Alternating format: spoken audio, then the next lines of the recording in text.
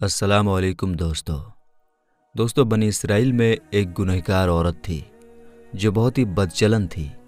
اللہ نے اس کو غضب کی خوبصورتی دی تھی۔ پوری بستی کے ساتھ اس کے سمبند تھے۔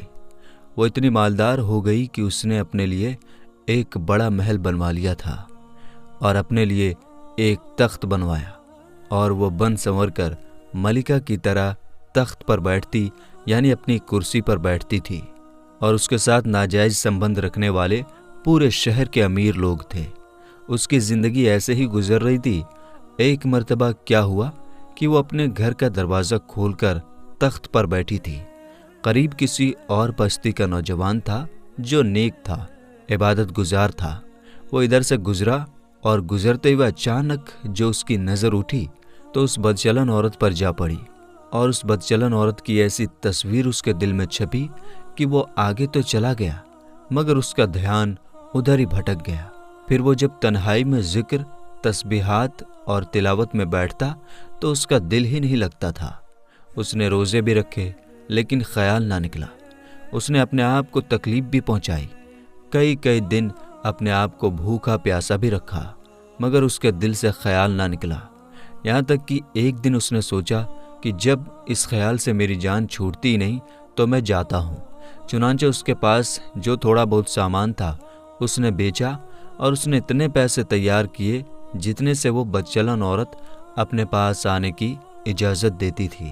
وہ اس بدچلن عورت کے پاس آیا اور اس کو پیسے دے کر اس کے پاس چارپائی پر بیٹھ گیا، بات چیت کرنے لگا۔ اچانک بات چیت کے بیچ اس کے دل میں یہ خیال آیا کہ میں نے اللہ کی عبادت میں اتنے سال گزارے ہیں، آج میرا اللہ مجھے اس بدکار عورت کے ساتھ بیٹھے ہوئے بھی دیکھ رہا ہے۔ بس یہ خیال دل میں آیا تو اللہ کا ڈر دل میں بیٹھ گیا، اور نوجوان نے کانپنا شروع کر دیا۔ عورت اس سے پوچھتی ہے، تم کانپ کیوں رہے ہو؟ تمہارا چہرہ پیلا کیوں ہو گیا ہے؟ اس نے کہا کہ بس میری طبیعت ٹھیک نہیں ہے۔ اس نے کہا، پھر تم جس مقصد کے لیے آئے ہو وہ مقصد پورا کرو اور جاؤ۔ اس نے کہا، نہیں۔ وہ بڑی حیران ہوئی کہ آج تک میں نے اپنی زندگی میں کوئی ایسا مرد نہیں دیکھا جو میرے قریب اس طرح چارپائی پر آ کر بیٹھے اور پھر گناہ کیے بغیر چلا جائے۔ یہ نوجوان کیسا ہے؟ مگر نوجوان نے کہا، اچھا میں جاتا ہوں۔ اس نے کہا کہ تم کون ہو، کیا ہو؟ اس نے بتایا کہ میں اس نام کا بندہ ہوں اور فلاں بستی کا ہوں، اور میرے دل میں یہ خیال آ رہا ہے کہ میں نے اتنی عمر مصلے پر بیٹھ کر گزار دی، آج میرا اللہ مجھے تیرے ساتھ بیٹھے ہوئے بھی تو دیکھ رہا ہے۔ بس اس کے بعد اس نوجوان کی آنکھوں میں آنسو آ گئے اور وہ چل پڑا۔ اب وہ چلا تو اس عورت کو جو تھوڑی دیر کی صحبت ہو گئی اس کی برکت اس کو مل گئی۔ چنانچہ عورت کے دل میں خیال آیا کہ وہ کنوارا نوجوان اتنا اللہ سے ڈرتا ہے جبکہ اس نے گناہ بھی نہیں کیا، اور میں تو سارا دن اور ساری رات گناہوں میں ڈوبی ہوئی ہوں، میں تو خدا سے ڈرتی ہی نہیں۔ اس کے دل میں شرمندگی پیدا ہوئی، پچھتاوا ہونے لگا کہ کیا کروں۔ دل میں خیال آیا کہ اچھا چلتی ہوں اور حضرت موسیٰ سے پوچھتی ہوں کہ کیا میرے لیے بھی توبہ کی کوئی صورت بنتی ہے۔ وہ اپنے گھر سے نکل کھڑی ہوئی۔ اب یہ اتنی مشہور عورت تھی کہ اس کو بستی کا ایک بندہ پہچانتا تھا۔ وہ چلی اور جا کر حضرت موسیٰ علیہ السلام کو جو دیکھا تو وہ اس وقت بنی اسرائیل کے لوگوں کو نصیحت فرما رہے تھے۔ اس نے کسی آدمی کے ذریعے پیغام بھیجا کہ حضرت موسیٰ علیہ السلام سے جا کر کہو کہ میں آپ سے ملنا چاہتی ہوں۔ اب جس کو پیغام دیا وہ بے وقوف تھا۔ کچھ پیغام پہنچانے والے بھی تو بے وقوف ہوتے ہیں جن کو ڈھنگ ہی نہیں آتا پیغام پہنچانے کا۔ اس خدا کے بندے نے سیدھا جا کر سب کے سامنے کہہ دیا کہ حضرت آپ سے فلاں عورت ملنے آئی ہے۔ حضرت موسیٰ علیہ السلام نے نام سنا تو آپ کو بہت غصہ آیا کہ لوگ کیا سوچتے ہوں گے کہ ایسی عورت ان سے ملنے آئی ہے، ان کا کیا تعلق ہے اس سے۔ حضرت موسیٰ علیہ السلام نے غصے میں کہہ دیا کہ اس سے کہو چلی جائے، میں اس سے نہیں ملنا چاہتا۔ اس بے وقوف نے آ کر کہا کہ میں نے تو بات کہی، تو حضرت موسیٰ علیہ السلام بڑے ناراض ہوئے، وہ تو بڑے خفا ہوئے ہیں، وہ ڈر گئی۔ اس نے کہا میرے گناہ ہی ایسے ہیں کہ اللہ مجھ سے پہلے ناراض تھا اور اب اللہ کا نبی بھی مجھ سے بات نہیں کرنا چاہتا، میرے لیے تو اب دنیا میں ٹھکانہ ہی کوئی نہیں۔ بڑے اداس اور بوجھل قدموں کے ساتھ وہ وہاں سے واپس آئی उसे समझ नहीं आ रहा था कि वो क्या करे। अब वो हैरान थी कि अल्लाह के नबी अलैहिस्सलाम ने मुझसे बात करने से भी इनकार कर दिया। मैं इतनी गिरी हुई इंसान हूँ कि वो बात करना भी नहीं चाहते। चुनांचे वो घर आई और उसने घर की कुंडी लगाई। उसने अपने किसी बड़े से सुना हुआ था कि बंदा जब अपने रब को मनाना चाहे तो उसको चाहिए कि वो उसके सामने सजदा करे। चुनांचे इसे और कोई तरीका आता नहीं था। घर की कुंडी लगाकर एक जगह उसने अल्लाह के सामने सजदा किया। दिल से ये कह रही होगी कि मैं तेरे सामने झुक रही हूँ खुदा, मेरा कोई नहीं, अल्लाह मेरा कोई नहीं तेरे सिवा। उसे पूरी दुनिया में और कोई निजात का रास्ता नजर नहीं आ रहा था। फिर अल्लाह की शान देखिए, उसने रात गुजारी।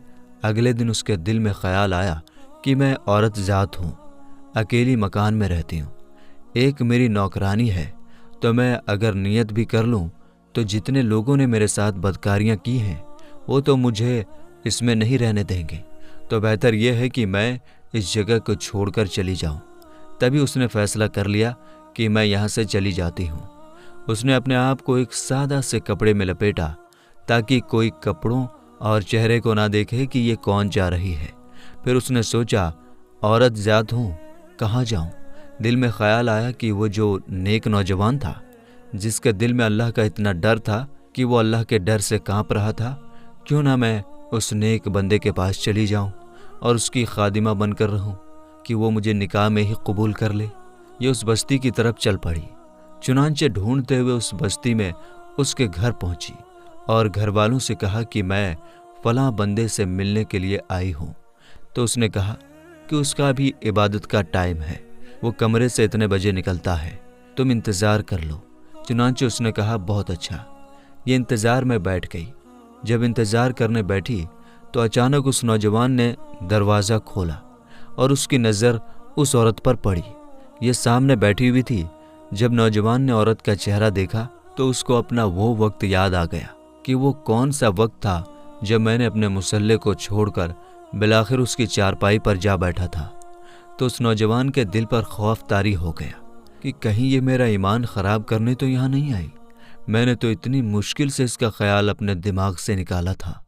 नौजवान पर इतना डर बैठ गया कि वो वहीं पर गिरा और उसकी जान ही चली गई। अब उसकी वफ़ात पर उसके घर वालों को बड़ा सदमा हुआ और उस औरत को भी बड़ा गम हुआ। खैर 3 दिन के बाद उस औरत ने उसके घर वालों को बताया कि मैं तो इस नीयत से आई थी। तो उन्होंने कहा कि अब तो वो इस दुनिया से चला गया। उसका एक भाई है, अगर तुम मुनासिब समझो तो हम उससे पूछ लेते हैं। अगर वो तुम्हारे साथ निकाह कर ले तो तुम उसके साथ निकाह कर लो। उसने कहा ठीक है। जब भाई से पता किया तो उसने कहा ठीक है, अगर पहले ये औरत ऐसी रही है और अब तौबा की नीयत कर चुकी है तो मैं इसको अपने निकाह में कबूल कर लूँगा। चुनांचे उस औरत का उस शख्स के साथ निकाह हुआ और उस औरत को अल्लाह ताला ने 7 बेटे अता फरमाए और वो 7 बेटे बनी इसराइल के औलिया में से गुजरे। ऐसी बदकार औरत भी अगर तौबा करती है तो अल्लाह ताला उसे 7 वलियों की माँ बना देता है। वो मौला कितना करीम है। दुआ है कि अल्लाह ताला हमें नेकी करने और बुराई से बचने और तौबा करने की तौफीक अता फरमाए। आमीन या रब्बुल आलमीन। मेरे दोस्तों, हम उम्मीद करते हैं कि हमारी आज की ये वीडियो आपको बहुत ही ज़्यादा पसंद आई होगी। वीडियो पसंद आने की सूरत में और समझ में आने की सूरत में अपनी कीमती राय कमेंट बॉक्स में ज़रूर दीजिएगा। और अगर आपकी किसी टॉपिक पर फरमाइश है तो आप कमेंट बॉक्स में लिख सकते हैं। हम इंशाअल्लाह कोशिश करेंगे उस टॉपिक पर एक वीडियो लाने की। तो मिलेंगे अगली वीडियो में इंशाअल्लाह ताला। अस्सलाम वालेकुम, अल्लाह हाफिज़।